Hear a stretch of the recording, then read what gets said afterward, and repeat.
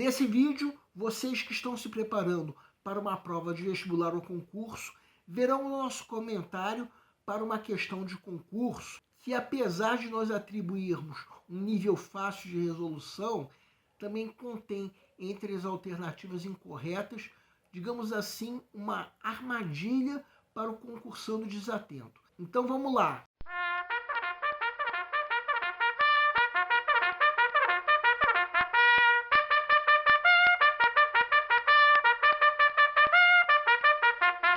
Olá pessoal, eu sou o Pedro Brandão, professor de língua portuguesa formado pela PUC do Rio de Janeiro.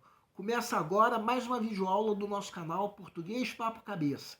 Em primeiro lugar, inscreva-se no nosso canal para não perder nenhuma das nossas próximas videoaulas e ative o sininho para receber todas as notificações. Nessa aula nós vamos comentar uma questão de concurso voltada para o assunto de sintaxe, a parte da gramática que estuda a função das palavras no contexto da frase. Sendo que a questão que nós vamos comentar é um exemplo de uma questão que não deixa de ter um nível de resolução fácil, mas que pode enganar o concursando desatento. Então volto a falar uma coisa que eu já disse em outras videoaulas. Por mais que uma questão pareça ou até seja fácil, isso não quer dizer que o candidato possa se deixar levar pela pressa, perdendo a atenção. Porque se ele fizer isso, ele pode cair em armadilhas, como a armadilha que está nessa questão. Então vamos entender. Segue um quadro. Tribunal de Justiça do Estado do Rio de Janeiro, técnico em atividade judiciária 2014. De acordo com as Nações Unidas, crianças nascidas no mundo desenvolvido consomem de 30 a 50 vezes mais água que a dos países pobres. Mas as camadas mais ricas da população brasileira têm índices de desperdício semelhantes, associados a hábitos como banhos longos ou lavagem de quintais, calçadas e carros com mangueiras. Nesse segmento do texto 2, entre os conectores destacados, aquele que apresenta seu valor semântico de forma correta é A, de acordo com proporcionalidade, B, que explicação, C, como conclusão, D, ou adição, E, com companhia. Peço para que deem uma pausa antes de ser dado o gabarito. O gabarito é letra D. A pergunta do enunciado é: em qual das alternativas o conector destacado apresenta seu valor semântico de forma correta? Vamos supor que você esteja na fase de pré-leitura da prova, a fase em que, de acordo com o método que nós já propomos em outra videoaula, o candidato está fazendo uma leitura da prova como um todo, a fim de avaliar o grau de dificuldade de cada questão. Quando chega nessa questão, a tendência é o candidato sentir na alternativa E aquele cheirinho gostoso de gabarito. Só que nós já dissemos que o gabarito é letra D. O candidato tende a pensar: como assim adição? A conjunção ou indica ou uma coisa ou outra, nunca as duas. Olhem, não é bem assim. Pelo sim e pelo não, nessa fase, essa questão é apenas uma das questões que o candidato tem para ler e avaliar o grau de dificuldade. Fica a impressão de que o gabarito é letra E. Então, digamos assim, para não ficarmos muito tempo lendo a questão e avaliando o grau de dificuldade, vamos ainda colocar uma pequena seta ao lado da alternativa que nós julgamos ser o gabarito. Agora vamos supor que chegou o momento de se resolver mesmo a questão. Vamos analisar cada uma das alternativas, começando pela alternativa A. De acordo com as Nações Unidas, crianças do mundo desenvolvido consomem de 30 a 50 vezes mais água que as dos países pobres. Segundo essa alternativa, que é fácil de eliminar, de acordo com indicaria proporcionalidade. Só que proporcionalidade seria uma coisa do tipo: À medida que uma coisa acontece, outra coisa também acontece. O termo destacado tem o sentido de conformidade, ou seja, conforme apontado pelas Nações Unidas, etc, etc. Então essa alternativa não é o gabarito da questão.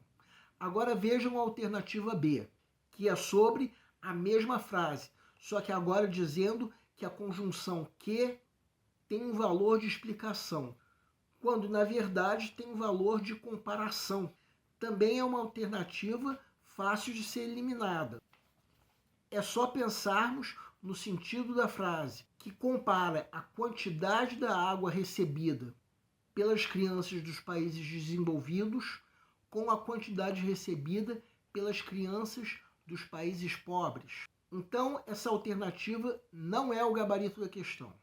Agora vejam a alternativa C, que também é fácil de ser eliminada, porque esse como não expressa conclusão nenhuma. É só nós pensarmos no sentido da frase. Por acaso a frase está dizendo que os banhos longos são uma conclusão dos hábitos de desperdício das pessoas ricas, da população brasileira? Não, de modo algum.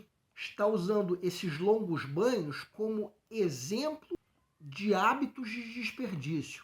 Assim sendo, essa alternativa não é o gabarito da questão. Aí chegamos na alternativa D, só que agora prestando mais atenção, porque agora nós estamos resolvendo mesmo a questão. Então vamos notar uma coisa. A conjunção ou pode expressar alternância ou adição. Nesse caso, reparem bem, ela expressa adição.